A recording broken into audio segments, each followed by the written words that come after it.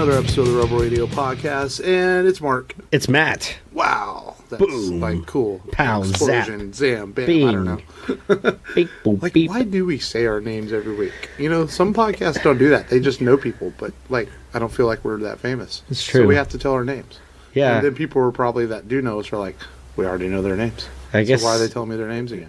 Christian Bale was Batman, but he had no problem saying, "I'm Batman." True. So that's what I'm going to go with. We're saying our fucking names because Batman tells people who he is. That's right. That's a good call, Matt. So how's it going? It's going great. I am resisting the urge to talk about the weather right now. Yeah, don't do it. And I'm going to talk about, Air Jordans coming out because I want to let people know that I'm not old. but I don't know, though. Air Jordans came out like 20 years ago, so that's kind of the new Air Jordans. Oh, yeah, that's true. They still make those. It's true. And people were trampled. And still fight over them. They do. It's ridiculous. I don't think back in the day people used to fight over them like they do now. It's crazy. But I guess I remember in high school people fighting over them and stuff. Oh, okay. It's always been kind of a thing to, like, maybe I just never fight heard over it. a pair of shoes. Yeah, that's true. It's popular. It's a pair of shoes. It's a lot of boxing matches started, I guess. Probably. And kids get beat up over shoes. You're not going to take my shoes. Yeah, maybe so. I don't know. Rocky 6. So other than not talking about the weather like an old dude, your week's been okay? Yeah. Except for the Texans losing today in a game that should not have gone down to trying to force a turnover or get the ball back to score 3 points on a field goal and then get the ball back and get it into overtime. It's very disappointing. You just need to accept your fate being a Houston football fan. I feel like whenever they are on it, that I feel like they could beat any team. But it's like they're so damn inconsistent. I have some news to you. Welcome to being a Houston football fan. I've been one for 40 years. The Oilers were the same thing. Me and Frank have been trying to tell you. I know. Don't get your hopes up. I know. But I do like the good times. I try and enjoy the good times. But there's so few of them. Yeah. They do, they do kind of make me feel really good. I mean, I guess, they beat the two teams that beat the Patriots. They beat the Titans. They beat the Dolphins. I guess. But it's going to be the same old. I'm going to hold on to hope. You. In a month from now in the playoffs, it's going to be the same old. Rebellions were built on hope. No, they weren't. Or maybe they were. They were, sir. Don't slam your can down. It vibrated into my ears. I will slam my can down like Steve Austin if I have to. Yeah. Steve Austin would kick your ass. Probably. You'd probably slam a can on your head. Probably. Yeah, You'd probably slam it a few places. Speaking of football, in wrestling, I guess they're trying to bring the XFL back. And I'm looking at this, I'm like, why? It was an absolute failure the last time. Yeah. And it's going to fail again. I don't care what they can have all over luck behind them and all this money in big cities. It's not going to work again. It's just they're greater leagues. The NFL themselves tried to create NFL Europe one time. Yeah, they've tried to implement elements, the the World Football League, things like that over the years. The NFL is such a powerful entity. You just cannot compete with it. There's no market for spring football, no matter what they say. Spring is people are vacationing, they're getting ready for the summer, baseball starting, the basketball playoffs, cities that have hockey, hockey playoffs are going on. They just don't care. And I see this, maybe it lasts 2 years this time because it is in bigger cities than it was before, but it's going to ultimately fail again. And anyone that invests in that and buys season tickets, I think you're a damn fool because you're wasting money. What do you think? My personal opinion. If you had to buy tickets, or if you had to buy stock into one of these two things that are being tried to make happen in Houston, would you put your money in the XFL or would you put it in NHL? Oh, NHL, absolutely. I think so too. I think people are more nostalgic about losing the Arrows. And they're not too far removed where people might be like, man, I really wish I would have gotten to see that, and then they'll come back and they'll be like, oh, let's see hockey this time, because that was my situation. My wife was like, no, let's not go to the Arrows game. Let's go eat crawfish. And so, of course, happy wife, happy life. We went and ate crawfish. I gave my tickets away to a coworker, and spoiler alert, The Astros left town the next day. You mean the Arrows? Arrows, sorry. Yeah. Not the Astros. Jeez. Well, yeah, but that was a minor league hockey team. But yeah, but I think the city's big enough. It's a melting pot enough of people across the world that NHL could be successful here. It's almost happened a couple of times, and now there's movement on it possibly again in a couple of years. We'll see. I'm not going to get excited because we've had possibility of Edmonton and Pittsburgh moving here, and the last minute didn't happen. So if Arizona actually moves here and becomes a Houston hockey team, we'll see. So that would be cool. But it would be cool. Then we could wear hockey jerseys like Kevin Smith. That's one sport I've never been to. I've never been to a live NHL game. So I would like to attend something like that. You never went to an Arrows game? Arrows, NHL. Oh, okay. Oh, yeah. Completely Sorry. different thing in NHL team than in minor league. Yeah, that's true. That's true. Yeah, I keep forgetting. That's like watching college football and NFL football. There's completely different that is very true. Feels to it. So we'll see. But other than that, my week was okay too. Nothing too spectacular happened. And but there is something that's been I read this week that kind of is a little irritating. PETA's been in the news again. Oh, yes. Talking, I guess we're not supposed to talk about our food anymore. I guess so. And it's weird, man. It's like, the old saying, kill two birds with one stone. Okay? So PETA has released a thing of what we should say.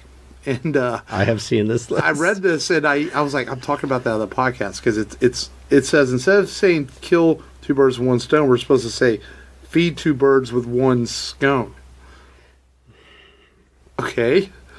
Man, I just... like, if Frank was here, we would say he's our guinea pig. Like, be the guinea pig. Yeah. We would probably say that with Frank. Instead, he's our test tube.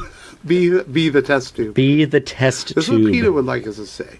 And beat a dead horse, we have to say feed a fed horse. What? Why would you feed a horse that's already fed?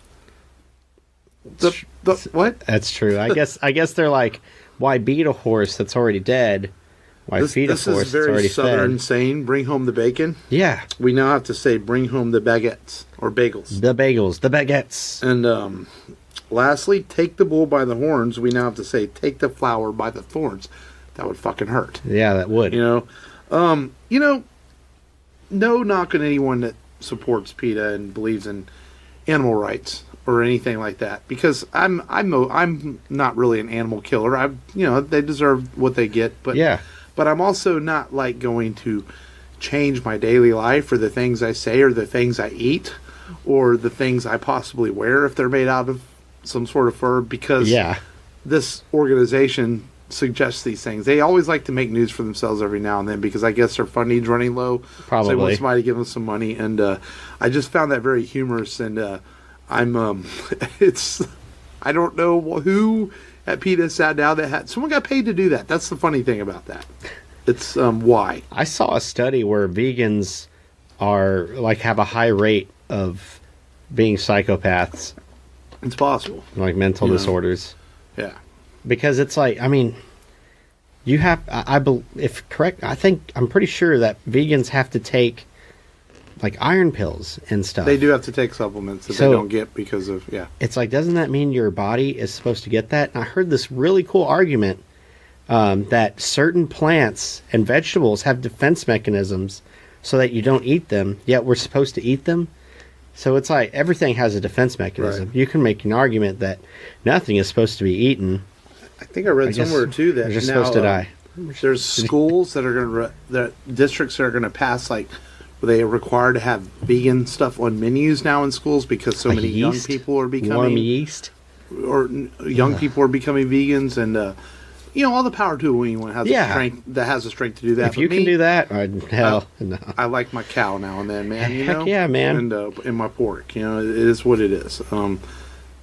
But I don't know. Yeah, if you can eat that, that's fine. But man, it's like Hurricane Harvey happened, and the vegan food was untouched. I've been trying to eat healthier since last year, and I've had to learn to like vegetables more. And I've never really had a problem with salad. I'm okay with salad. Yeah, I've learned to try new things and different things. And some things you like, some things you don't like. Vegetable made noodles for spaghetti's disgusting. Yeah. And not to eat a lot of pasta, but I don't think I could ever completely change where I'm eating hamburgers that are made of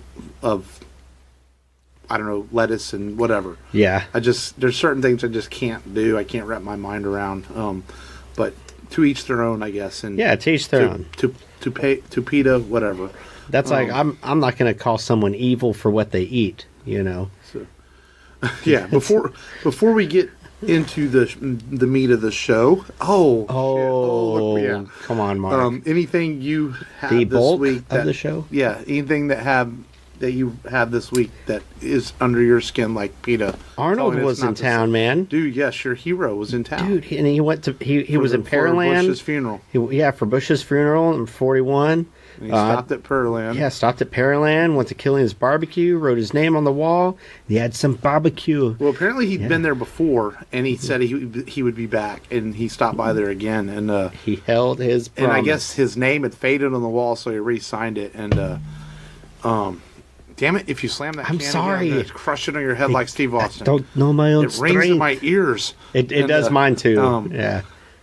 You know, yeah, so man, your hero is like a few 20, 30 miles away. Yeah, man. I didn't even know it. That's crazy. But yeah, I was hoping he'd stick in town for McNair's memorial, but because JJ was going, but I guess there's stuff to do. But yeah, there was a tour of the train tour. Bush's he's got to get back and finish Terminator 6. Yeah, he's got to finish Terminator 6 with Sarah Connor. Still filming. Oh yeah, it's got to be. Is it? Got to be. I think it takes way more than a month to film Terminator 6.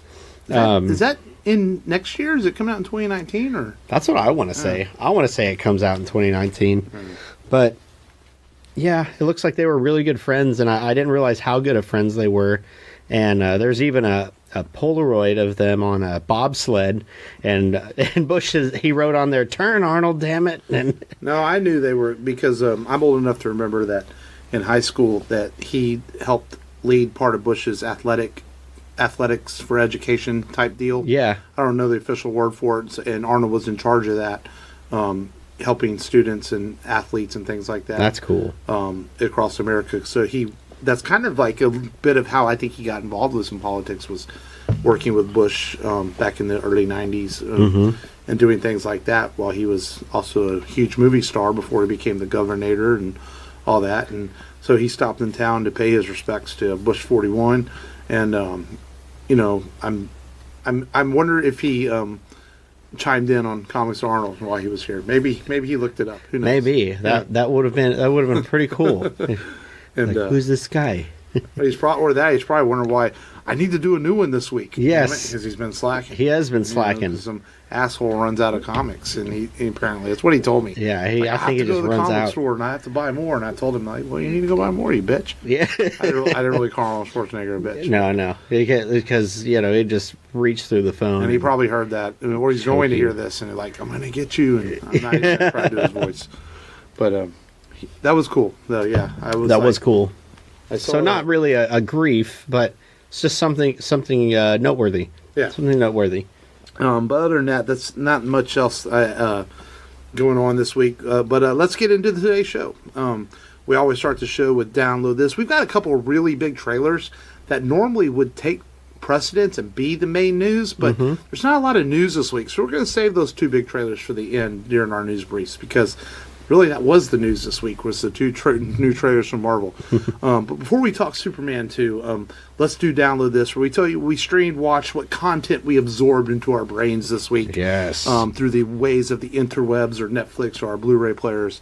What did you watch this week? I watched Jingle All the Way. Dude, put the cookie down. That's my cookie. Yes. Yeah, he's the guy's trying to move in on his wife. He's like, "Where's my wife?" And he's like, "She's in the shower. You want me to go get her?" Hartman's great, man. These cookies are so good. Who said you could eat my cookies? I haven't watched it yet. I always watch it in December, and I will before Christmas. Sinbad's so bad in it, but it's like it's gotten so bad that it's funny. Yeah. The Turbo Man.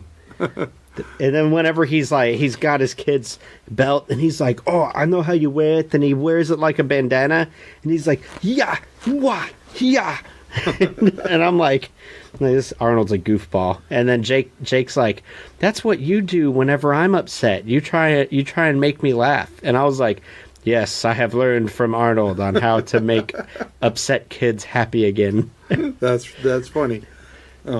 That's about it. Man, so you slacked this week. Well, I don't want to ruin what else I watched because I want to tie it into the show. I've absorbed some content. I watched a few things. For rewatches, I watched Infinity War again. After the trailer hit, I was like, man, I need to watch Infinity War. Yeah. So I watched that and still love it. You know, it's a lot of movie in a movie, but it's so good. I think it's handled very well. Yeah. I rewatched Solo because actually this morning, I was up at 6:30 this morning on Sunday, which is strange. I woke up, I wasn't comfortable. I was like, you know what, I'm just going to get up. And I came downstairs and put Solo on. You watched a lot of movies today, huh? Before the kids were awake. Well, Infinity War was a couple nights ago. I watched Solo this morning. So I rewatched Solo. As far as new content, I started watching on Netflix the new Coen Brothers film, The Ballad of Buster Scruggs. Yeah. Not a fan. No? I know a lot of people are really loving it, saying it's great Coen Brothers. I didn't. Me and Mary both. We didn't finish it. Wow. We went to bed. We were like, it's like 6 anthology stories in the Old West. Not really sure what the whole point in it was. It kind of has that dark Coen Brothers humor. And Coen Brothers movies have always been like that for me. I either like them or I don't like them. Like, I liked The Big Lebowski. I didn't like Burn After Reading. I liked Oh Brother, Where Art Thou? Not a big fan of Raising Arizona. I liked No Country for Old Men. And I liked True Grit. But this one, I just wasn't a fan. It's quirky. It's weird. I wasn't sure what was going on. But I know it's getting rave reviews. It's on Netflix now. They're already talking Oscar contender for it. I just wasn't, not something I'd recommend. I just wasn't a fan. You know. But if you're a Coen Brother person, and they're the type of directors I will always give their movie a chance, because you never know with the Coen Brothers how it's going to come together. But this one just wasn't kind of for like me. the people who screen wrote the Superman, a lot of the Superman movies. It's a mixed bag. Yeah, it's a mixed bag. Sometimes you get something really good from them. Sometimes maybe not so good. And that's kind of, it starts out, the first couple of stories in the anthology actually were good, and then it just kind of, like, the third story wasn't that good. The fourth, it just kind of went downhill, and I watched the beginning of the fifth story, and I know there's 6 mini stories. I didn't even finish it, so I'm not sure how it ended, but just maybe I'll go back and finish. I only had 45 minutes left, but we'll see. And then as far as other new content, I watched the first episode of Jack Ryan finally on Amazon Prime. I've been trying to get to this show since August. Shadow Recruit. And well, this is a complete reboot with John Krasinski. You know? Yeah. And it takes me a bit to buy him as Jack Ryan, because I grew up with Harrison Ford, and of course Alec Baldwin played him, and Ben Affleck played him in a movie. But really, he does something at the end of the pilot episode that right away got me, okay, he's going to be a good Jack Ryan. And I will finish it. It's the first season's only 8 episodes. I was kind of waiting, too, to see if it got picked up for a season 2, because it's so hard to invest in these shows now and not know if you're going to get a finished story. But Amazon did pick it up for a second season, so I feel like now I can invest in it and watch the new Jack Ryan show on Amazon Prime. So, okay. So good stuff. And I think that's about it. I did absorb some content this week a little bit, so to speak. I downloaded this as far as some things, So some good stuff. You slacked. I did not. And I did, as far as Christmas movies, I did get my first of probably at least 2 or 3 viewings of National Lampoon's Christmas Vacation. There we go. That's a movie I'll watch 2 or 3 times every year, because it's my absolute favorite Christmas movie. Yeah. I just watched the part. I just watched the part in the mall. Or with the saleswoman, and then I just fast forward to the swimming pool and let my imagination go to work. Well, Chevy Chase is so good with physical comedy, and I think we've talked about this before on past podcasts. There's very few comedians nowadays that do what him and Steve Martin and some of those 80s comedians did. Robin Williams, with the physicalness of it, that not only in their words, but the way that their facial expressions and their body language and stuff that makes you laugh, and you buy into it. As ridiculous as the movie might be, you also buy into it being really funny and legitimately, like, that's might be how you would act if you could, when your boss screws you over and gives you a Jelly of the Month reward, Who's the last comedian like that? Is it Steve Carell? Is Steve Carell kind of that like? I think Carell's good, but I still think modern era is a little different. I think that guys like Kal-El and maybe Jim Carrey was the kind of the last of that. I was thinking maybe even Dana Carvey might. Dana Carvey and Jim Carrey might be the last of that. Yeah, Jim Carrey kind of came around as a time where Dana Carvey and those guys were leaving too out of the spotlight. Mm-hmm. But yeah, kind of that era. Jim Carrey might be the last really good physical comedian we had. Yeah, and he was so much into the facial features. I mean, whenever he grew up, he talked about making different faces in the mirror and trying to see what was more funny than the other. Yeah. And he worked on that a lot. And you saw that even in a stand-up, if you've ever seen a stand-up. Yeah. It's actually still pretty good, fairly good. Yeah. Yeah. But so some good stuff this week on Download This. So let's get into today's featured movie, which is a sequel to last week's movie. As we continue part 2 of our celebration of Superman the movie last week, it's the 40th anniversary of Superman the movie this year. It's also 80 years of Superman being a character in comic books and other forms of media. So we felt that the sequel to Superman the movie was worthy of its own episode. Heck yeah. So today we're talking Superman 2, which came out in America in 1981, but actually had a theatrical release in 1980. So its official release in 1980, even though it hit the theaters till summer of 81. And there's a lot to talk about in this movie. First off, it's a very worthy sequel. Yes. It's not as good as Superman the movie, but it's still a really good sequel, and one of my favorite Superman movies personally. It would be Christopher Reeve's favorite. Christopher Reeve's favorite. Yeah. There's a lot to talk about this with what happened and why and how this movie came to be. It was originally going to be filmed back to back with Superman 1. And most of it was. The Socklins were arguing with Richard Donner on set the whole time because he was going over budget and they hadn't finished Superman 1 yet. So they basically come in and they say, hey, we're firing you. And they had already brought Richard Lester in a few months before that to kind of help Donner. He was a liaison. Yeah, because basically. him and Donner were friends, and they respected each other. And Lester had done some work for the Sacklins. He'd done the Musketeer films, and they actually owed him money. Mm-hmm. So, he's like, hey, I'm going to get my money back. But things continue to spiral out of control, so they end up firing Richard Donner from the rest of Superman 2, because the Socklins wanted to finish Superman 1 first before working on 2, so they stopped production on 2, said, let's finish 1, but things just spiraled out of control, and they fired him, and they asked Richard Lester to take control. And Richard Lester was a bit apprehensive at first because Richard Donner was his friend, but he said, you know what, I'm going to do it because this was probably a different time in movies where nowadays directors have a lot of power. Yeah. In the 70s and 80s, the producers had a lot of power. And so he said, okay, I'll do it, but he really wanted director's credit. And so they went and reshot a lot of stuff with Richard Lester, and basically reshot the beginning of the film. The time travel thing that's at the end of Superman 1 was supposed to be at the end of Superman 2. So once they end up shooting the end of Superman 1 with the time travel thing, they had to completely redo the ending of Superman 2. So a lot of different changes. So that's what we're going to talk about today, is a lot of the differences between the Lester cut and the Donner cut and how that all came to be. So we'll start, I think, with the Lester cut, because that's the one a lot of people are familiar with. Everyone knows about. The Donner cut didn't get released until 2006, and we'll talk about how that came to be in a bit. So Lester comes in, and because they end up not ending Superman 1 on a cliffhanger, because originally Donner never did shoot his ending for Superman 1, but the original shooting script had it ending on a cliffhanger, where it looked like maybe Lois had died and all that or whatever. And we don't really know. We don't really know what would have come to be and how he would have done Superman 2, because Lois obviously is an integral part of Superman 2. So would she have actually died, or would he have saved her at the beginning of Superman 2? We'll never know how that came to be.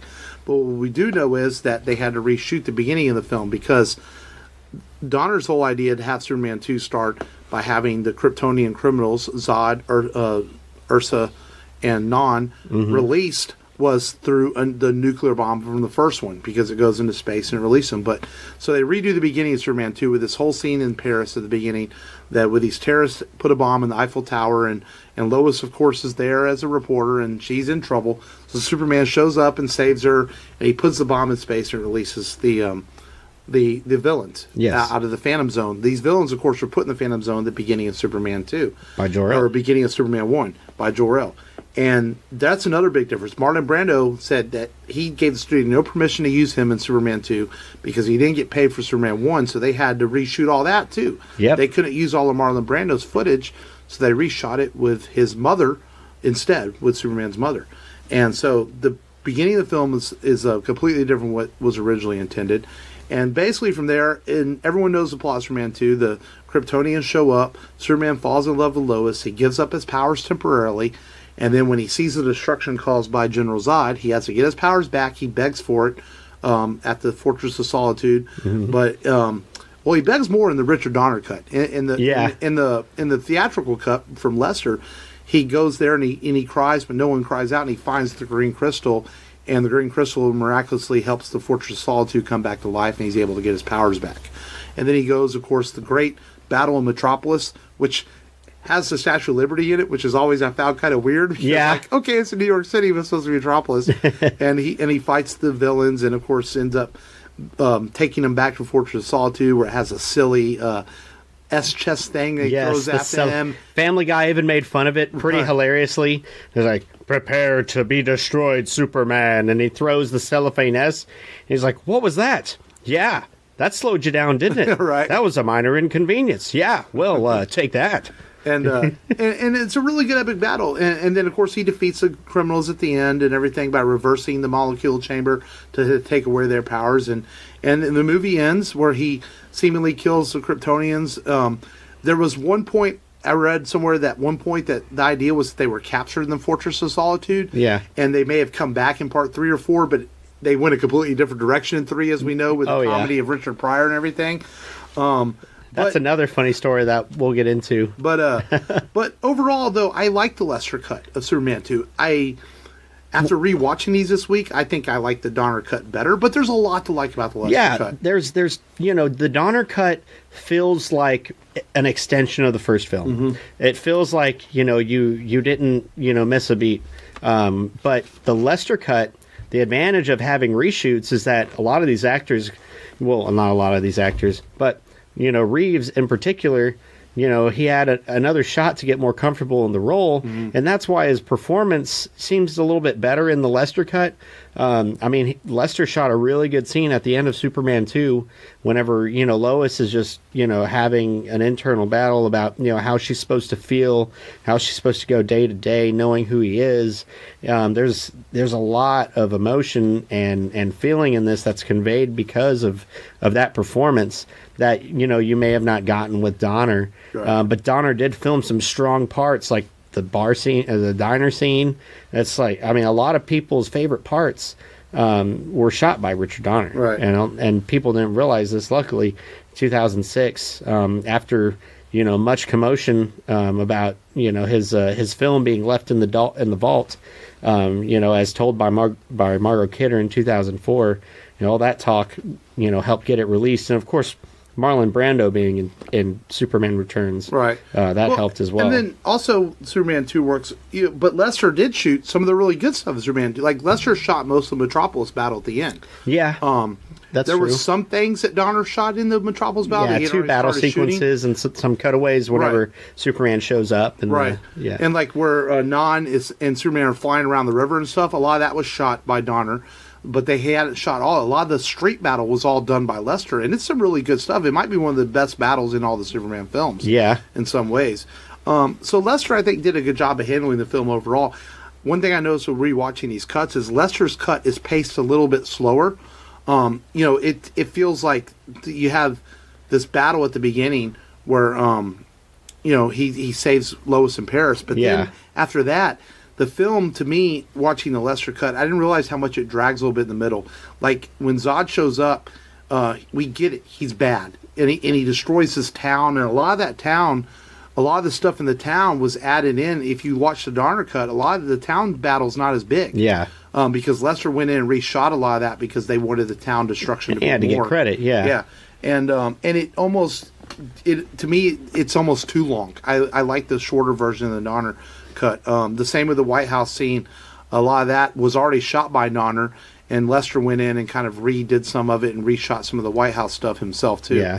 And but once the Lester cut gets through the first hour of the film, the rest of the film is really good, I think. It's just that first hour, to me, bogged it down a little bit with the Lester cut. Yeah, and then some of the things, some of the comedy takes away from the dramatic effect, because Lester loves slapstick comedy, and so, you had a lot of these actors that were participating in the comedic bits, like the wind blowing the guy with the umbrella, right, and the phone booth, falling over. It kind of takes away from the dramatic effect in the battle.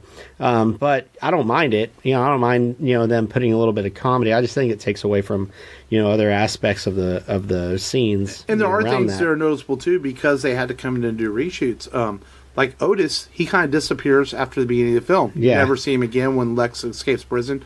The same with Miss Schumacher. He takes her to the Fortress of Solitude with him, where Lex learns about Superman and his powers and all that. Then she never really shows up again in the rest of the film. She just kind of disappears. And some of that was due to the reshoots. A lot of the actors didn't want to come back. Richard Donner was really loved by the actors. They really liked him. Yeah, and I think that's why John Williams didn't come back over here. And then, of course, they had to go with Ken Thorne, who kind of spliced together everything. Right. And I don't think, in the original film, the Niagara Falls composition, you can tell it's like it's not spread out over the channels very well. But whenever they remastered it, it was pretty good. And actually, Ken Thorne remastered his own stuff. And that is all in Lester. 2001. And the Niagara Falls scene is all Lester. Yeah. Donner that was in the shooting script. So Donner would have shot it eventually, but Lester did shoot all that at Niagara Falls. So that is all him. And you're right. The music, I noticed the music cues in Lester Cut are a little off. They seem really thrown together. It's almost like he didn't know how to use them. Yeah, he needed more help. It was a big project, and it's just he had done a few things, but he had never been a solo editor. Right. And if he would have had a few more extra hands and a few more eyes on it, I think it would have turned out a whole lot better. Yeah. But the revamp, the 2006 the remaster. Sorry, that's what I was thinking. I was like, what term am I thinking about? The remaster is really good. Mm-hmm. They did a really good job rectifying it. Yeah, but overall though, Lester's cut of the film is the one that hit theaters, and it was a huge hit, and most people like it, and most people to this day still like the original Superman 2. Yeah, I noticed that the effects don't hold up as well as Superman 1 did, because the film did have a bit of a smaller budget, because they had gone over budget on Superman 1, so they didn't have as much money to spend on Superman 2. So especially some of the scenes where it seems like they spent a lot of money to make Superman look really good flying, but when the Kryptonians are flying, it doesn't look as good. Yeah. I noticed that. You can definitely tell they're in front of a green screen for the space scenes. It looks kind of off, because green screen was around back then, but it's still kind of new. I thought it was blue screen. Or is it maybe blue screen? It was blue screen that they used instead of the cis. I forget what the something focal system that they used for the flight. That made it look a whole lot better than the blue screen. And the Donner cut fixes a lot of those problems with the special effects added in. And but overall, though, I think Superman 2 is a really good movie, despite some of the effects not holding up well because of a lower budget than it had in the first one. Yeah. And the Lester film, like you said, it was a trap of reshoots too. Hackman didn't come back, so there are scenes where they had to use a body double for Hackman. Reeve only came back because of his contract. He had to. Margot Kidder really didn't want to come back. She only came back and worked like 2 or 3 days. She said that was it. Yeah. Because she was pretty pissed. Jackie Cooper didn't come back. He didn't want to come back. So there were several actors they had to use stand-ins in the Lester cut. Yeah. And you notice it. And to make it work better, because there's scenes where they would shoot Gene Hackman, Lex Luthor from behind, because it's not really Gene Hackman, things like that. One of the other differences is the way it ends. Donner has, after they kiss, she still knows that he's Superman, and nothing changes. And that was part of the fighting sequences. Like, the Socklins really wanted to use the going back in time sequence for part 1, and Donner was like, no, it's for part 2. And they had this whole idea, well, why don't you just have him kiss her in part 2, and he makes her forget. And Donner hated that idea. Yeah. He didn't like it at all. And when the Socklins fired him, they got their way and were able to put, the turn back the time scene in part 1 and the kissing scene in part 2. And it's, it has an element there that is seen in a lot of Deadpool shots. Lazy writing. Kissing her. she forgets. It's like it's not a Superman power, Right. It's like she's going to remember that. Yeah, I know, right? And but overall, though, I think Lester did a good job of what he had to work with. Yeah, I mean, he wasn't as big of a fan as Donner was, No. but he paid respects. He was very respectable of the character and what he had to accomplish. He had to really create something at a high level, and I think he gave us that. For the most and he part. came in and with what he had to work with, deal with actors who didn't want to be there, they didn't want to do reshoots, and he did the best he could with what he was given. That's a tough situation. We noticed it last year when Solo came out with Ron Howard taking over. We noticed it in the Justice League film with Joss Whedon taking over. That can be a tough situation for a director to be involved in, and I can imagine even back then. Now, he didn't have the scrutiny of the internet like these directors have nowadays. Oh, yeah. But it still had to be a tough job. It had to be, and it's like Margot Kidder. She paid for it in Superman 3. Right. It's like she's in the film for like 12 minutes, and she has 11 lines, I believe, and it's because they were so ticked about her because she was outwardly upset about the whole thing with Donner. Right. So they mess her up in the next one. A lot of people don't realize these were almost independent productions. Warner Brothers for the simply most part. distributed this film. The Socklins and their producing company is ones who put the money for it. This wasn't like Paramount paying Tom Cruise to make Mission Impossible. This was basically Warner Brothers only there by distribution. Now Warner Brothers has the DC films all under their own label, so they're spending the money to make Aquaman and Wonder Woman, all this stuff. But back then, Warner Brothers was just a distributor. They owned DC Comics for years, but they didn't really treat it that seriously. No, we're they not didn't. paying money to have that movie made.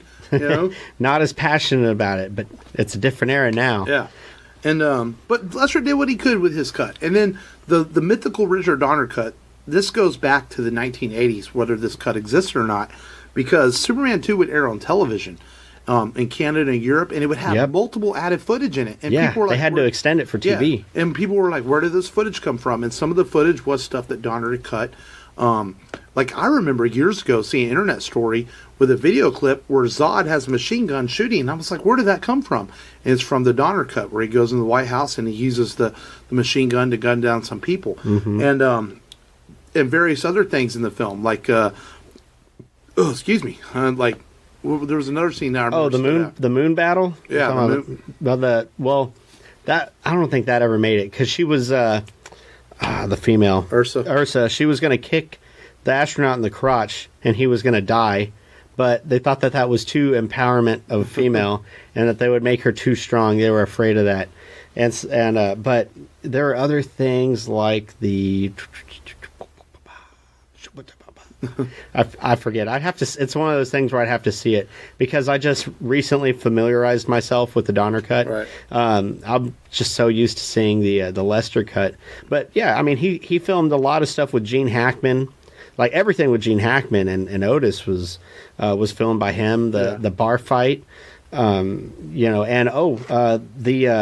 him, going to Jor-El and asking for his powers. Well, and let's see how this all got started. So, Bryan Singer's making Superman Returns back in 2004, 2005 for its 2006-7 release. I can't remember. And so Singer got permission from the Marlon Brando estate to use Marlon Brando in Superman Returns. And as going through the Warner's archives, he found the footage. He found the Marlon Brando footage from Superman 2. And Margot Kidder, like you said, did an interview because I think she had appeared in 2004. She had appeared on Smallville around that time, saying that, oh yeah, we shot it. It's all still out there somewhere. So they started digging through the archives of Warner Brothers, and they found all this stuff. So another producer, something Thau was his name. Ken Thorne? No, that's the that was the composer. Sorry. Yeah, and he started putting together his Donner cut, and Richard Donner at first turned it down. He goes, "No, I don't have any interest. Y'all do what y'all want." Yeah. But then they showed some footage of Donner, and he was really liking it. So then he got involved, and he sat down to put his cut together too. And so that's how they got permission from Brando was through Bryan Singer making Superman Returns. And so they found all this footage of Brando. And they're like, well, we think we can do this. And so the Donner cut is actually quite significantly different than the Lester cut in a lot of ways. Now, there's only about 60%, I would say, of the Donner cut still exists. So they still had to use some Lester stuff. They had to use some of the Metropolis battle, some of the smaller scenes in the film, and things like that. They still had to use and to put the Donner cut together. They even have to use a screen test from Christopher Reeve and Margot Kidder, where they're much skinnier, look completely different, to add into this film, where she figures out that he's Superman by shooting a blank at him instead of the fire, getting his hand on fire like in the Lester cut. Mm-hmm. But the Donner cut, to me, is quicker paced. I like the way it's edited together better. It cuts to the chase right at the beginning of the film with the Kryptonians and them showing up. The special effects, they go in, they spend a lot of money on this to redo some of the effects in space and make things look better. And the Sacklids were known for spending the money on special effects. And so we get to see as close as we can to what Donner's vision was going to be if he had finished Superman 2 back in 1979. And it's pretty close to, I think, he envisioned. Obviously, we'll never know how he was going to cliffhang episode 1. Mm-hmm. So this starts where the nuclear bomb does release the Kryptonians instead of the terrorist bomb. And they get out and they show up on the moon and then before they go to Earth. And there's a lot of different things. Like Lois really believes she's drawing a newspaper at the beginning. And to fill in the Donner cut, they had to film a lot of things. Like when she's drawing on the newspaper, that's a stand-in using Margot Kidder's hand. Oh, wow. Because they hadn't quite filmed all that. At the end of the movie on the typewriter, that's a stand-in too, because they had to add this stuff to the film. And when she jumps out the window to bet that Clark is Superman and he goes down, he blows her back up and all that. When he goes back up, the guy at the window going, "Are you okay?" That's not Christopher Reeve, obviously. It's a stand-in. Mm-hmm. And you can see they kind of blur it, to make it look a little different. So that's funny. They shot some stuff on this to make the Donner cut work as good as they can. And, I think the Donner cut's quite neat to watch to see what might have been. It's not, I wouldn't say it's a complete film because it's put together from... I mean, he only filmed 75% of it. Well, I mean, it's a lot of it, but... 75% doesn't exactly give you everything that you would envision it would be. But really, it hadn't occurred to me to rewatching this week how much it is different. Really, the Niagara Falls scene and the battle at the end are really the only two things are really the same. Mm-hmm. And obviously the diner scenes are the same, but Donner has shot the diner scenes.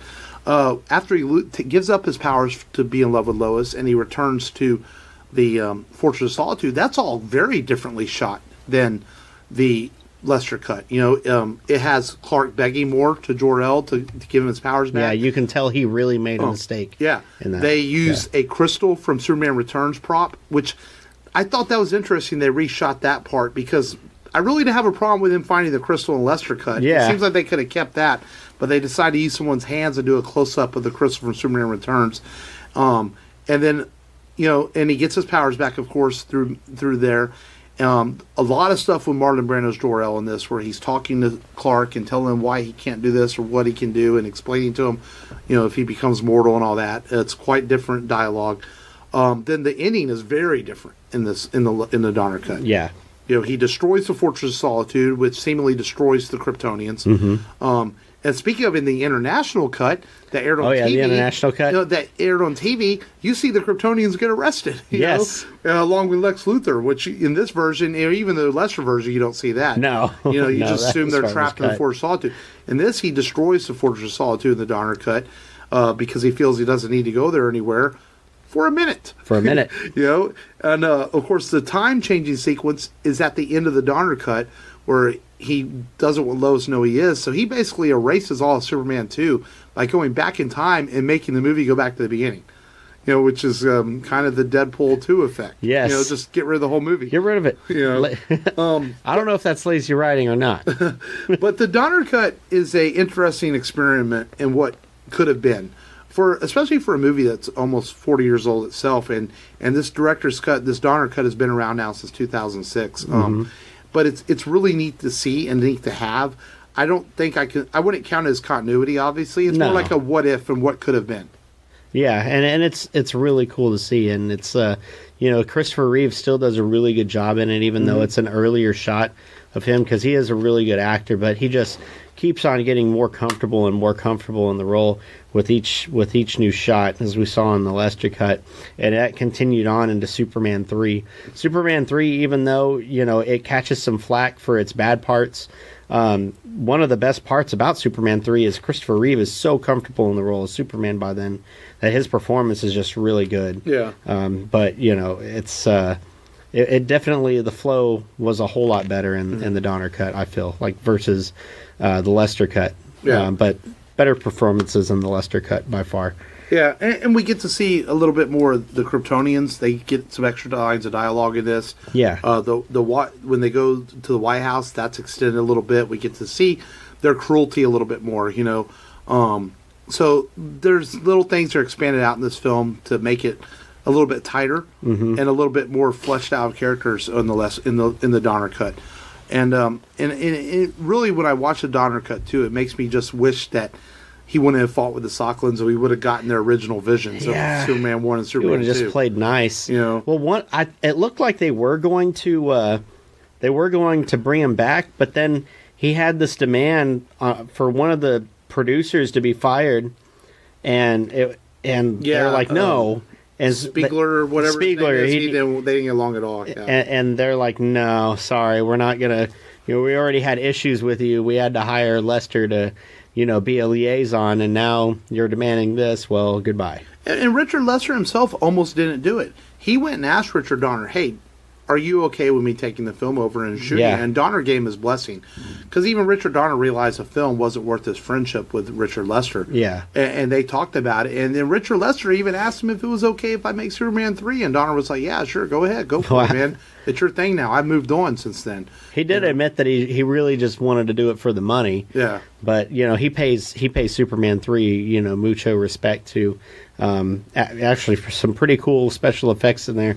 The Superman game in Superman 3. It's the shift going from comedy to, you know, action horror with the cyborg the weird stuff. Robot and all that. Yeah.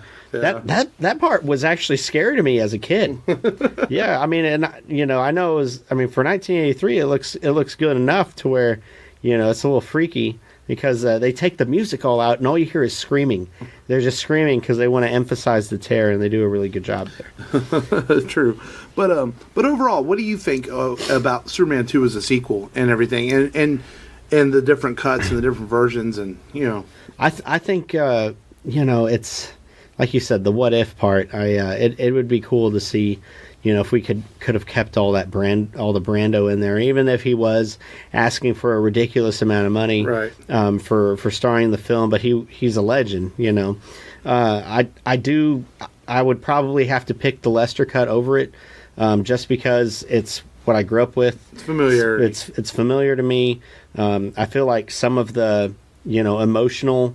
You know, dialogue in there is better.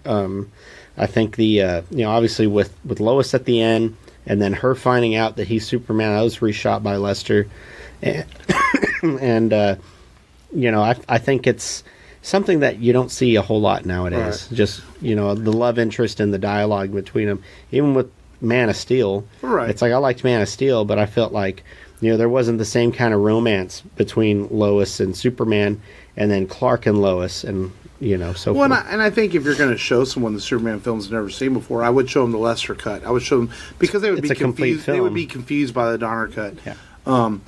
You know, and watching the Donner cut makes me kind of wish that they would maybe re-edit the Lester cut a little bit and clean it up. Use those cleaned up special effect shots they made for the Donner cut. Yeah. And put them into Lester cut, especially the Kryptonians at the beginning of the space scene.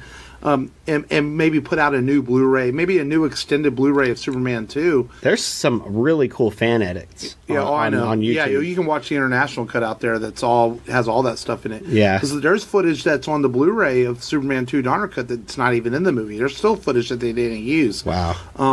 So I would like to maybe see a extended version of Superman 2 that mixes the best of both, maybe eventually. And maybe one day we'll get that. Maybe, yeah. And, we just probably have to wait for another Bryan Singer Superman movie, right? And then more stuff can be you know, released from the vault after he digs around again. But overall, I think Superman 2 is a very worthy sequel. It's still one of my favorite Superman movies to this day, and I think it's a good sequel to the original film. Absolutely. And the Donner cut's an interesting experiment and what could have been, as far as if Donner had gotten to complete his film as he intended it to be. And it's fun to watch. And I remember back in 2006 being really excited that it finally got released.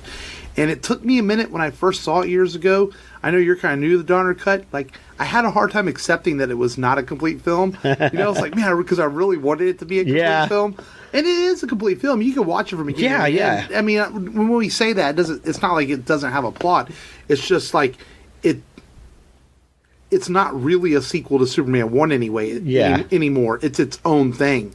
The Superman 2 like a Bond cut. film. Yeah. If you look at it like a Bond film. Yeah. And so it's kind of confusing people that might call it Superman 2, the Richard Donner cut, because it's not really a sequel like Superman 2, the Lester cut is. But overall it's a good film. And so Superman 2, man, I think is I also think it's an underrated Superman film. I think it doesn't get enough credit sometimes because people always talk about the original Superman film.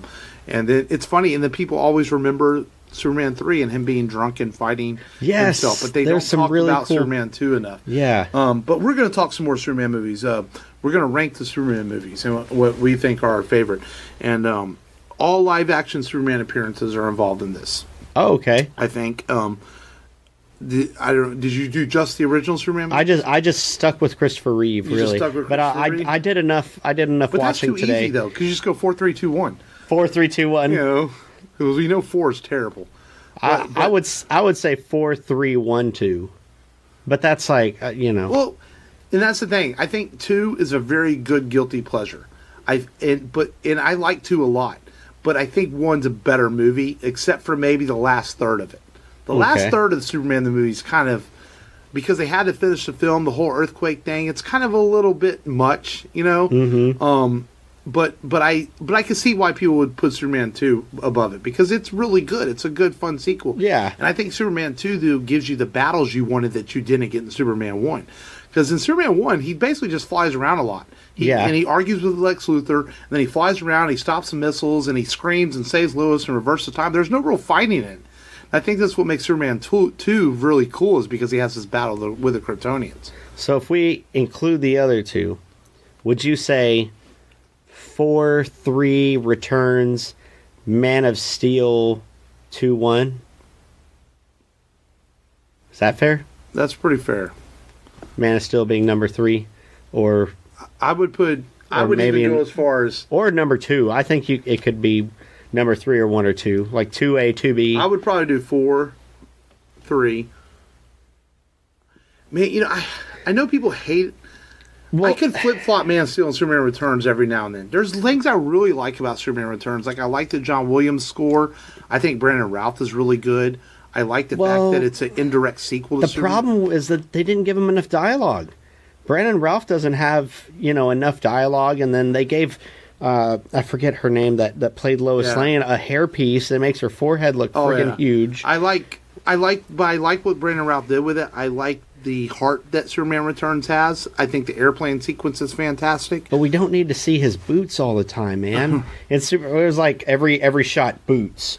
I guess I didn't notice that. Watch it again. You'll see the boots. But it's free on Vudu this month. Well, I have Superman Returns. Well, yeah. But I like Man of Steel too, because it's so action-packed. It's that action-packed Superman film we always wanted. Michael Shannon is fantastic as Zod. He steals the film in a lot of ways. I like Russell Crowe. Yeah. So I probably would put Man of Steel above Superman Returns just a bit. We talked about last episode, the Jonathan Kitt scene's always going to bug me in Man of Steel, though I really hate that scene that he lets his dad die from a tornado. But I also love Kevin Costner as an actor, so, Yeah. Then I would put Man of Steel. Then I would probably, if we're doing it as pure guilty pleasure, I'm going to say 1, then 2 is the best. But if I had to be honest with myself, I would say 1's a better film than 2 and put 2 in 1, Yeah. But they can easily be flip-flopped and whatever you're feeling that day, and you put in the player and you watch, Yeah. And the thing about Man of Steel was, I think that it was a good kickoff for the DC Universe, and then they came out with Batman vs. Superman, which is kind of a mess in ways. There's things I like about Batman vs. elements Superman, that are good about it. But it just wasn't that sequel that we wanted it to be. I would put it on par with Superman 3, a film that I think you can enjoy, that is known for its bad parts, right? But also has good parts that are overlooked. Like in Superman 3, there's some good comedy in there, even though it's funny how Richard Pryor was cast in that role, because he just mentioned on the Tonight Show, on the Late Show, sorry, that he wanted to be in a Superman film, and he was just joking. It was a joke. They took him serious. They're like, we're getting that man over here. And I love Richard Pryor. One of my favorite comedians of all time. And the critics at the time, so he had an accident, for those who don't know. He was lighting up some drugs on a spoon, and he caught himself on fire. And the critics were saying after that accident, he took a lot of good guy roles. He played a lot of narcissistic, evil guy, bad guys, and that's the roles. Those are the roles that he was really good in. This one, he's more of really a good guy that's just trying to do some things on the sneaky. Right. But at the end, he's like, okay, Superman pats him on the head. Don't drop me, Superman. Have you ever seen The Toy with Richard Pryor? No, I haven't. One of my favorite Richard Pryor movies. And it's like you said, one of those good guy roles he took after his problems and stuff. Yeah. But Superman 3 is definitely a guilty pleasure film. Like when he gets a hold, what does he do to make himself go bad? He gets a hold of like. Oh, okay. So they're trying to figure out a way to. They build that supercomputer, right? And it's supposed to, build kryptonite, because they read about it, and they make kryptonite, a synthetic kryptonite. Synthetic kryptonite. And he pretends he's some general that's giving Superman an award. This is our gift to you, Superman. And so they give him this thing, and he's like, okay. And so he starts acting weird. Yeah. He starts acting bad, like, he's been someone shitting his cereal, and he's just upset. He gets drunk. Yeah, man. He goes, and the girl, the blonde chick, the hot chick in the movie, she's not Annette O'Toole, but the blonde girl, you know what I'm talking about. She's got a high-pitched voice. I remember. She sits on this rooftop, acting like she's going to jump off or something, and she's in this sexy red dress, and she gets Superman to basically do some dirty work with the oil tankers that they're trying to control to gain money and mess up with the oil prices. And he takes her to her home, and he just he bangs her. It doesn't show. It just cuts away, and then he's slamming back Johnny Walker in the bar and flicking almonds at the liquor in the bar and breaking bottles, and he flies away. And Henry, who is Lona Lang's son, he's like, Superman, and so you can tell Superman's frustrated. He has this inner battle, and then they split. Him and Clark split, and they have this epic battle in which Clark wins. And that's probably one of the coolest parts of the movie. Right. One of the funny parts, I think, in the movie is whenever he mistakes pate, dog food for pate. Oh, yeah. He's like, ooh, pate. That tastes very unusual. Oh, man, that's Buster's dog food. And I'm like, did Mark name his dog after the dog in this film? What's funny is that there's no Lex Luthor in the movie, which is weird. Yeah, there's no Lex. Hackman wasn't going to come back, but then somehow they convinced Hackman to come back for 4. Because they paid him $4 million. And what's funny is 4 isn't even done by Warner Brothers. It was done by Cannon Films. Yes. Because Warner Brothers was selling off rights and things by then. Cannon Films was like, oh, we'll buy it up. And they make this Superman film that they pay Christopher Reeve a bunch of money to. $4 million again. Turned it down. Yeah. And it's a terrible, terrible film. Well, they agreed to fund Street Smart. Yeah. And then they agreed to let him have creative influence in the film. And they, Christopher Reeve really had to bring everyone back, but really, like, Jackie Cooper shouldn't have been back in that film. You've got this tabloid that buys out the planet, and they want to sell papers. And the tabloid's owner's daughter likes Clark Kent, which is pretty cool because you have a girl. Just like in the third film, you have a girl that likes Kent for being Kent, and which is odd because everyone likes Clark Kent's alias, Superman. But and then you have some good performances by as far as acting, by Reeve and Margot Kidder. The scene whenever he's really sick, she comes in, she's like, "I'm worried about you," and there's some really good scenes there. But the Nuclear Man, Mark P.L. I think that's his name, Mark P.L. Who never acted again after this. He looks like a knockoff of Dolph Lundgren from Masters of the Universe, which would have been cool if Dolph Lundgren actually showed in this film, and you have Christopher Reeve fighting Dolph Lundgren or something like that. But then you have Gene Hackman who has to who's like, oh, this guy, since he's my creation, I put all the ingredients, I put Superman's hair and all these ingredients to create Nuclear Man. He's got to have my voice. So he does the voice for Nuclear Man. Wow. I mean, yeah, and this guy, he has to sync his vocals to the voice. And it's very funny. Once I found out that Gene Hackman actually did the voice, I found it very comedic because I'm like, man, I can hear Gene Hackman trying to sound like the Superman alternate villain. Wow. And so, of course, Nuclear Man, kind of like the All-Star Superman storyline, he gives Superman cancer, basically. And, of course, we go back to the crystal. He grabs the crystal, which gives him, the last, I guess, restores his powers and makes him healthy again. And he meets Nuclear Man again for this fight, his second fight with Nuclear Man, which is weird. They had reduced the film down to 92, Canon did, and then Warner Brothers reduced it down to 88 or 84, something like that. Everywhere else, one of the parts that they took out was knowing, seeing Nuclear Man fall in love with the new editor, the female editor of the planet now. And he shows up and he's like, where is she? And you're like, who the hell is he talking about? And Superman's like, yes, she's in here. Follow me. And he traps him in this elevator, brings him to the moon. And there's this moon fight. Yeah, I remember that. And so part of the problem of this film is that... A lot? There's a lot of problems, but the big part, it could have been okay if they didn't cut the budget from $34 million in half to $18 million in pre-production. They promised this huge budget, and then whenever they found out how much stuff was actually going to cost, they cut it down in half. And where did they cut that money from? The effects. And you can't make a Superman film look good without good effects, people. Yeah. And Canon Films just, they bit off more than they could chew. They couldn't do this film justice. I thank Christopher Reeve for coming back one more time and doing a Superman film and getting everyone behind it. I mean, he got everyone behind it, and he put forth a solid effort, and it sucks that it was just wasted. Yeah, and then there was some talk that after that there was going to be a Superman 5, and they had a whole idea to bring it back to what made it work with Superman 1 and 2, a little more serious and all that. Yeah. There was talks about them bringing Brainiac into it. Yeah, that would have been Superman cool. 5. But then, of course, we all know that Christopher Reeve had his accident, and Superman 5 never came to be after his paralysis that through his horse accident. So we never did get Superman 5, but I think Superman, though, he's a character that he's been around for 80 years, 40 years in film. He was around on television before that. Of course, the great George Reeves played Superman on the TV show. Yeah. We had Superman serials. We had the Max Fleischer cartoons.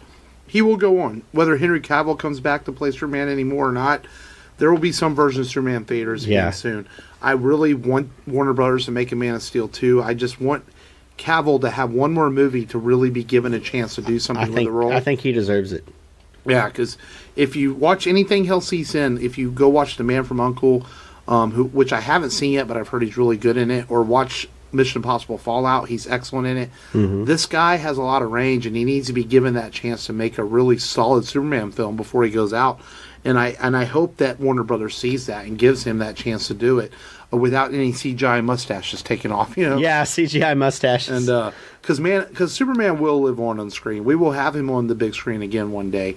When that is, I don't know, because right now DC seems they have Aquaman, the Wonder Woman coming out, and after that, I really don't know what's coming out. I guess they're making a Suicide Squad 2. They're making a Birds of Prey movie. Where will Henry fall in this? Where will Superman fall in? But eventually, Superman will live on the big screen. Don't you agree? I agree. I think there's always going to be a place on the big screen for Superman. Yeah, I mean, and DC's doing a great job with their animated films. Last episode, we talked a bit about Death of Superman. We've got Reign of Superman coming out in January. There's been some great DC animated films. Superman Unbound is really good. I really like that one a lot. Superman vs. the Elite is kind of an underrated DC really animated good. film. It was surprisingly very good. I'm not a big fan of All-Star Superman. I thought it was okay. It's okay. It's all right. There's some parts I like, and there's a lot of parts I don't like. Yeah. But overall, Superman as a character is somebody we're going to have on screen for a long time. And we joked around last week about ranking the Lois Lanes. Yeah. I do think Margot Kidder is the best, personally. I think so, might not too. be the hottest, maybe, you know. No, especially in Superman 4. I Right. mean, she looked like she was like Lois Lane's mom in Superman 4. Well, did she had some drug issues too, didn't she? She did. Right, yeah. Yeah. So. But emotionally, you know, I mean, the stuff that she's able to deliver and her acting in Superman 1 and 2 easily makes her And the I always number liked one. her feistiness, which I thought was sorely lacking from I don't know the girl's name in Superman Returns, but she didn't have any spunk to her. No, she didn't.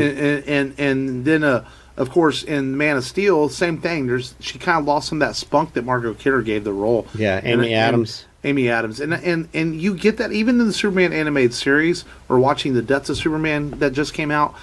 Those voice actresses give Lois that spunk. Lois has to be kind of like, she's got to be able to give it back to Superman because he's a tough guy. Yeah, you kind of Terry Hatcher, I felt like she wasn't tough enough. Maybe Right. she was always the damsel in distress whenever she did, Lois and Forget Clark. about Dean Cain. Dean Superman. Cain. Where Superman would show up for 2 minutes at the end of the show. Yeah. Yeah, I remember that show. But I think Superman will be back on the big screen in some way soon.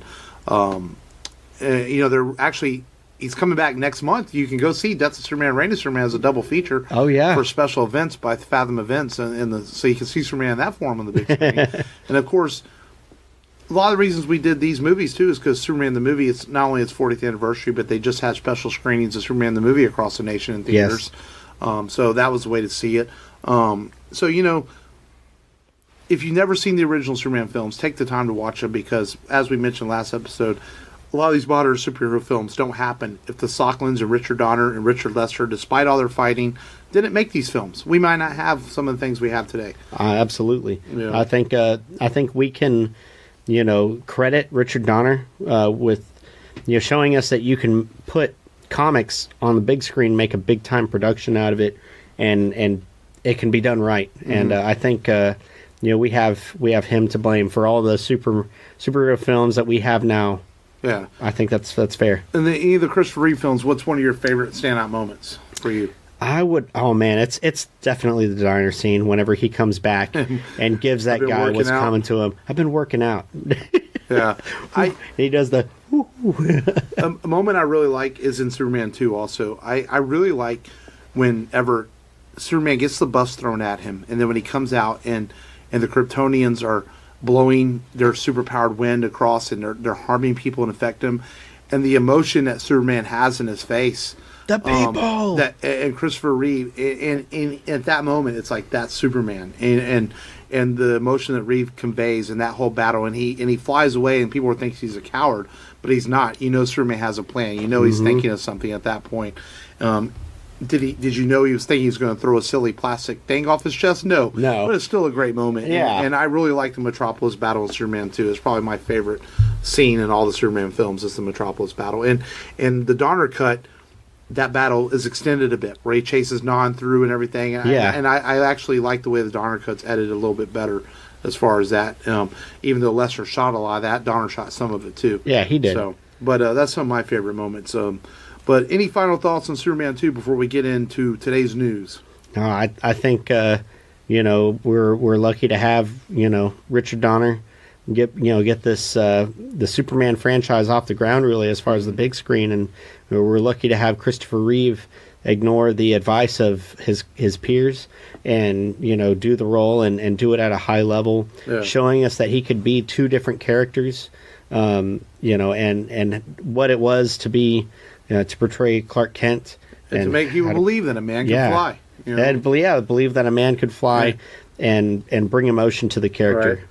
And it's something that I think these young actors since then, especially, Christopher Reeve appeared in Smallville in an episode, and Tom Welling, I think, and Henry Cavill and Brandon Routh realize the shoes they have to step into. Mm-hmm. And Christopher Reeve is always going to be that example of what Superman could be. And no disrespect to George Reeves, because he played a good Superman back in his day too, but Christopher Reeve set the standard for it, just like anyone that steps into Hugh Jackman's shoes going forward playing Wolverine. Yeah. I think that, we've had a lot of different Batmans, but we haven't had that iconic Batman, I don't think.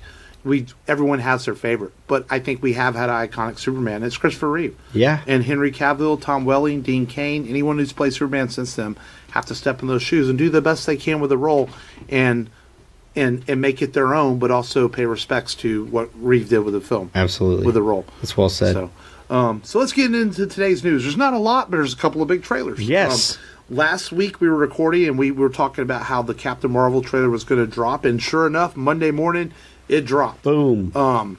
It fleshes out the film a little bit more. We get to see a little bit more information about who she is. She's part Skrull, part human, which that's not a spoiler. Everyone kind of knew that already. Yeah. And this takes place in the 90s, so it's a prequel to the rest of the MCU. And obviously she's going to show up in Avengers 4. Has to. At some point. Yeah. So we have this movie coming out in March, so we get introduced to the world of Captain Marvel, who, of course, at the end of Infinity War, you see her symbol on Nick Fury's beeper because he's paging her for help, or his intergalactic beeper, whatever it is. Intergalactic beeper. But this trailer, it looks like your typical origin story, but it also looks really cool. I think it's cool to see a different hero that we haven't seen, to get to see Marvel do the female thing. We got that with DC and Wonder Woman. Now we're getting it from Marvel. And the marketing of the film, when the title card comes up and says, the world needs her, and it blends into a hero. Like, that's fucking genius, man. Yes. But I'm kind of excited for this just because it's something I'm not super familiar with Captain Marvel, and I know a lot of comic book characters just like you do. Yeah. So I think that's why I'm kind of excited for it. It'll be something new and exciting, something different. To see. Yeah, another avenue that we can, expand our comic book knowledge on. Yeah. And Brie Larson's smoking hot. So, yeah, she really is. I liked her in Scott Pilgrim, and that's right, she's in that. Yeah, she plays one of the 7 Deadly Exes, doesn't she? Mm-hmm. That's right. Her and Chris Evans was a 7 Deadly X. We need to cover that movie on the show, dude. It's cover worthy. Awesome movie. It's cover I worthy. love that movie. Yeah, and we need to do it before it gets dated. Yeah, and it's got Thomas Jane in it. Yeah, and it's got Brandon Routh. Brandon Routh, dude. Oh my God, so many tie-ins. Oh my God, friggin' Captain America. You've got Captain Marvel. You've got the Punisher. You've got Superman. Maybe in January. Our January slate's pretty open right now. Yeah, so maybe we'll have to cover it. Yeah, let's do it. Let's do it. So, any other thoughts on Captain Marvel trailer before we talk about the next big Marvel trailer that came out? No, I can't wait. It's like I'm just getting all excited. And I hope 2019 comes fast. Right. So the next big trailer that hit, which, despite whether rumors you believe they delayed the trailer because of Bush's funeral, it doesn't really matter. But we've all been waiting since late April last year. Yeah. Since the famous snap from Thanos. Yes. We've been wanting to see footage from what's going to happen after Infinity War, and we wanted a title.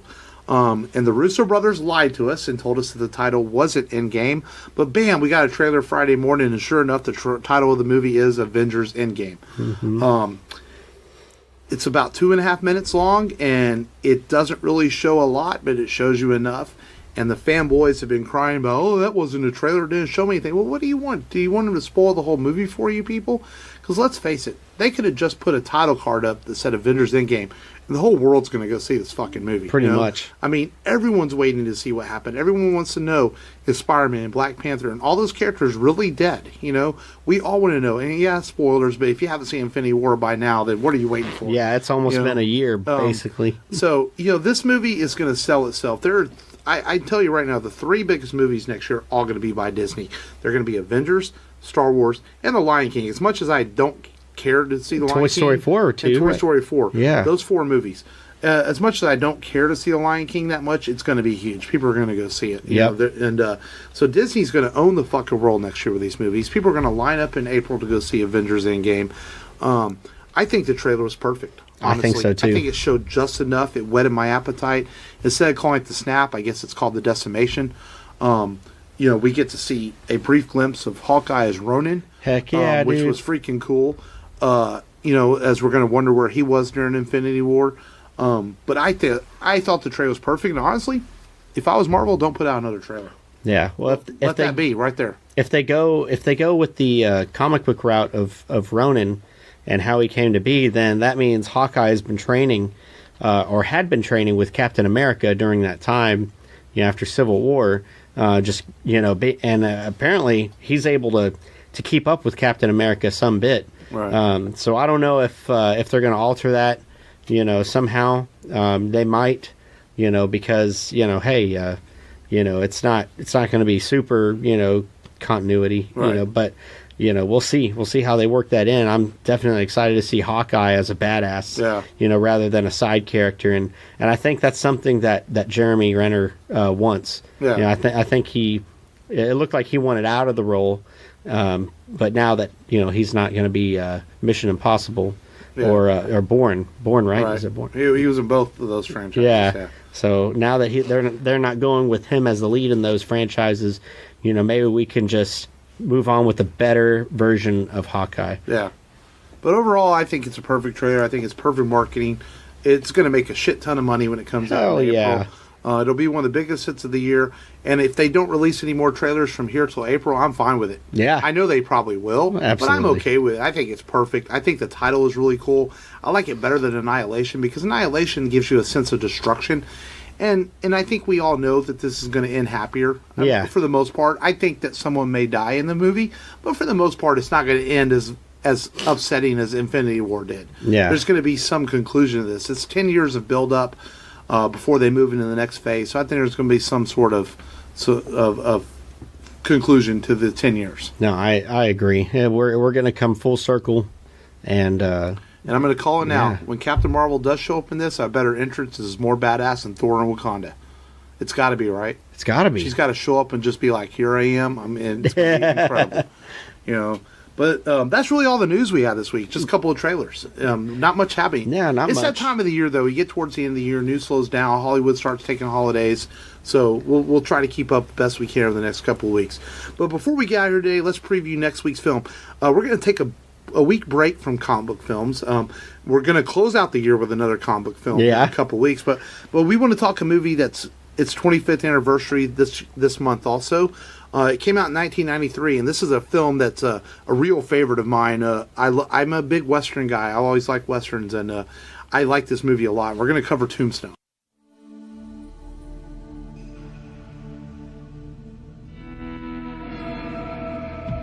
It was a place where a man could start over, where a fortune could be made. They say every town has a story. Tombstone has a legend. Who is he? That's Wyatt Earp. Better name for himself as a peace officer. I heard of you. I'm retired. You must be Doc Holliday. You retired too? Not me. I'm in my prime. Hollywood Pictures presents The only real law around here is the cowboys. the story of Wyatt Earp. The first time in our lives we got a chance to stop wandering and finally be a family. Now this is trouble we don't need. If we're gonna have a future in this town, it's gotta have some law and order. What do you want, Ringo? I want your blood. I want your soul. I want them both right now. You shot your brother. Now the time has come for justice. Guess maybe you better swear me in. And he has to live up to his reputation. You got a fight coming. I'll be there! One last time. None of your problem, Doc. You don't have to mix up in this. That is a hell of a thing for you to say to me. In a battle. The last charge of Wyatt Earp and his immortals. At the OK Corral. Oh, my God. The West would never forget. Kurt Russell. Val Kilmer. Dana Delaney. Powers Booth. Michael Biehn. Bill Paxton. Jason Priestley. Sam Elliott. And Charlton Heston.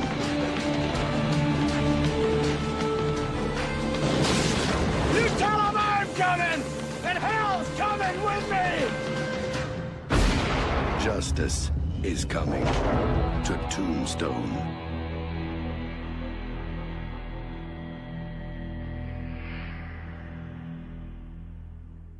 Heck yeah. With Say when. the great Kurt Russell, Val Kilmer as Doc Holliday. this is a really, really good movie. And very quotable. Very quotable. It's a great Western. It's a modern Western, but it's so exciting. It's so well done. Kurt Russell's phenomenal in the movie. I'm really looking forward to talking about this film and its 25th anniversary. And it's got some director controversies behind it, too. Yeah. A lot of people believe that Kurt Russell directed a lot of this film because the other guy had left the set or got fired or wasn't working all the time. I could see that. Even though Kurt Russell didn't get director's credit, there's a lot of talk that he directed it. So a lot of good actors in this. Billy Bob Thornton makes an appearance in it. Mm-hmm. The guy who played John Locke in Lost, he's in the movie. So a lot of people in this film that are big Thomas Hayden Church. Yeah, was in it. Bill Paxton. Oh yeah, Bill Paxton, the great Bill Paxton, the great Sam Elliott. We did a Sam Elliott movie, Big Lebowski. We've done Bill Paxton in a film before, doing Terminator and Aliens. Oh, we haven't covered Aliens yet. Oh, that was an old format. Old format. So a lot of good stuff to talk about in Tombstone. So quick thoughts and review from Tombstone, a little to preview it. Oh, I'm glad to be doing a Western, another Western since Django. Yeah. And a more recent one with a star-studded cast. Powers Booth, man. I didn't even mention him. Michael Biehn. Oh yeah, Michael Biehn is in it. This is a really great casted movie. Watching this is going to remind me how many. There's like 10 awesome actors in here. Powers Booth, of course, is a fellow Texan. He's from Texas, and really good movie. I'm looking forward to talking some Tombstone. The gunfight, the OK Corral, which is another great movie based on this same story. If you've ever seen the gunfight, that might be something you want to watch to compare with Tombstone this week. Is the gunfight, the OK Corral, another great comparison movie. So next week on this show, we'll be bringing y'all Tombstone. And before we get out of here, as always, go to rebelradiopodcast.com.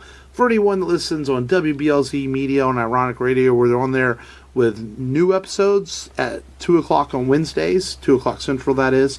And the T-shirts and stuff are still on sale on the rebelradiopodcast.com. Just hit the store link and everything. And the offer still stands. If you buy a shirt, I'll send you a sticker along with it. So, hey, I know it's just a sticker, but, hey, it's something for you. Yeah, it's something. And follow us on Twitter, Facebook, Instagram, all that good stuff. And that's all I've got. That's all I've got. But as always, thanks for listening. This is Mark. This is Matt. And as usual, just go there and do it.